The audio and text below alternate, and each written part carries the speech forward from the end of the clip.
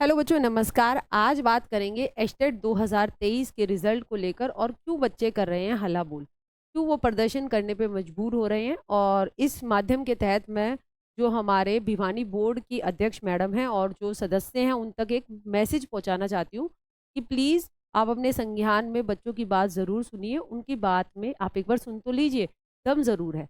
मामला क्या है सारा? मामला देखिए ये है कि एस्टेट का सिलेबस इस बार जारी किया गया ढंग से, ठीक है, कि ये टॉपिक्स आएंगे। और भाषा में उन्होंने जो 15 मार्क्स की हिंदी और 15 मार्क्स की अंग्रेजी आती है उसमें लिख दिया कि भाई हम कॉम्प्रीहेंशन पैसेजेस, ठीक है, और साथ के साथ पैडागोजी यानी शिक्षण शास्त्र पूछेंगे। लेकिन जब परीक्षा आई तो भाई कॉम्प्रीहेंशन पैसेजेस भी नहीं देखा गया, था ही नहीं उसमें, और ना ही पैडागोजी थी। फिर क्या पूछ लिया? पुराने एस्टेट के पैटर्न के अनुसार सीधी सीधी व्याकरण पूछ ली।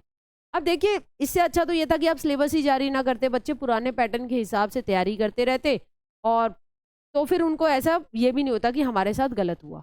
अब सिलेबस जारी करके और परीक्षा में कुछ और देखने को मिलता है तो बच्चे की उम्मीद तो टूटती है। ये बात बोर्ड तक गई। बोर्ड ने क्या किया? एक नया फॉर्मूला इजाद कर लिया। फॉर्मूला क्या निकाला कि चलो भाई, तुम्हारे 30 मार्क्स है ना भाषा के, हटा दो इसे। 120 मार्क्स हो गए। 120 मार्क्स में से अपना 60% निकालो, ठीक है। जो 60% 72 ला रहा है वो पास है, ठीक है। जो 60% नहीं ला रहा तो वो फेल है, ठीक है। हिंदी अंग्रेजी के बेशक ही चाहे वो ग्रामर वाले मार्क्स भी थे, वो जोड़कर भी अगर वो 89 ला रहा है तो फिर वो डिस्क्वालीफाई है। अगर उन्हें जोड़कर 90 प्लस जा रहा है तो चलो वो तो फिर पास हो ही जाएगा, मगर 89 वाला फेल हो रहा है। जैसे कि आप ये देखिए, किसी के हिंदी अंग्रेजी में मिलाकर 20 मार्क्स है और अन्य विषय जो 120 मार्क्स का है उसमें 60 नंबर है, तो 80 नंबर लाकर वो फेल हो गया। अगर एक और कैंडिडेट है, उसके 30 में से 19 मार्क्स हैं, ठीक है, हिंदी अंग्रेजी को मिलाकर।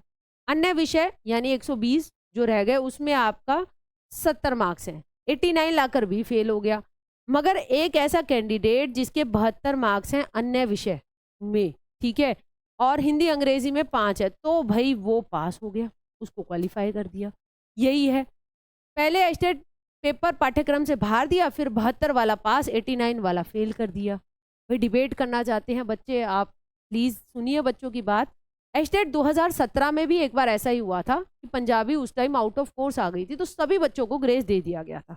तो बच्चे अब भी चाहते हैं कि उनको भी ग्रेस मिले। देखिए, बात ये रहती है कि जो आपका विषय रहता है टीजीटी और पीजीटी में, वो 60 मार्क्स का रहता है, और भाई वो धांसू तरीके से बहुत मुश्किल पूछा जाता है, ठीक है। तो और बाकी तो फिर वहाँ पे क्वांटिटेटिव मैथ सीडीपी 30 मार्क्स की ये रहती है, ठीक है। तो 60 वो हो गए, 30 की सीडीपी हो गई, 90 हो गए, 10 का क्वांटिटेटिव मैथ्स और रीजनिंग, ये सब हरियाणा जीके है, ठीक है। तो 120 इस तरीके से बन जाता है। मगर सब्जेक्ट में टीजीटी पीजीटी लेवल में स्कोर करना बिल्कुल भी आसान नहीं है, ठीक है।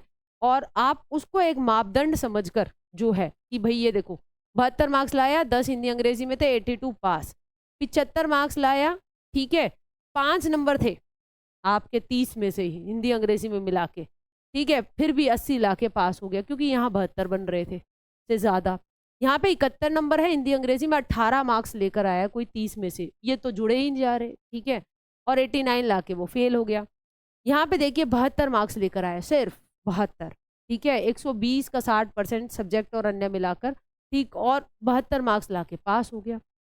अब बात क्या है, एनईपी 2020 और पैडागोजी के अनुसार एक विषय का मूल्यांकन दूसरे विषय से तुलना करके नहीं किया जा सकता, ये बात बिल्कुल सही है।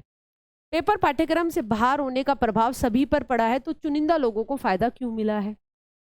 ऐसा फॉर्मूला कैसे सही हो सकता है जो कहता है कि भाषा में 0 अंक लाने वाला बच्चा तो 18-20 अंक ला सकता है, लेकिन 18-20 अंक लाने वाला बच्चा, ठीक है, वो 1 नंबर भी नहीं ला सकता और वो फेल हो सकता है। तो देखिए, या तो 120 में से ही जो है मेरिट लगाते, ठीक है, या फिर ग्रेस देते, तो फिर सभी को देते। और इसमें ज़्यादा बेटर तरीका तो यह है कि सभी को जो है प्रशासन ग्रेस दे देता। एस्टेट का रिजल्ट हर बार बहुत ही कम जाता है, प्रशासन बहुत मुश्किल पेपर बनाता है, और इस तरीके की आउट ऑफ कोर्स मुश्किलें अगर खड़ी होती हैं तो बेचारा बच्चा जाएगा कहाँ। एक रिक्वेस्ट है, एक अपील है मन्नू राठी मंच से सारे अध्यक्ष और सारे मेंबर्स को कि प्लीज़ एक बार बच्चे की ये बात सुन लीजिए। इनकी बात में आपको लॉजिक दिख रहा होगा, और ज़रूर इसको लेकर कोई एक निर्णय छात्र हित में लीजिए। देखिए, आप साल में एक बार एस्टेट कराते हैं, ठीक है, सीटेट कि जैसे 2 बार होता है आपका होता नहीं है, ठीक है।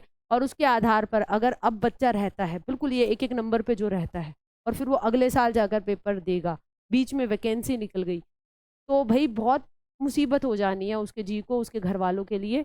तो एक रिक्वेस्ट है बोर्ड से कि प्लीज़ इस चीज़ को देखिए और जो बच्चे जो हैं वो अपना यहाँ पर बोर्ड में एक शांतिपूर्वक तरीके से अपनी बात बिल्कुल रखिए बोर्ड की तरफ। बोर्ड आपके लिए ही है और बहुत ही समझदार लोग वहाँ बैठे हैं, वो ज़रूर आपकी बात सुनेंगे, ठीक है। किसी भी तरीके का उग्र प्रदर्शन और क्या होता है भीड़ भाड़ इकट्ठा करके मतलब बदतमीजी करना, वो एक लोकतंत्र में शोभा नहीं देता। अपनी बात पहुंचाइए अच्छे तरीके से, तर्क से पहुंचाइए, प्रशासन ज़रूर कुछ ना कुछ बेहतर करेगा। हम एक रिक्वेस्ट इस मन से प्रशासन को करते हैं कि प्लीज़ बच्चों की बात ज़रूर सुनिए। तो थैंक यू वेरी मच और इस चीज़ को प्लीज़ संज्ञान में लीजिएगा।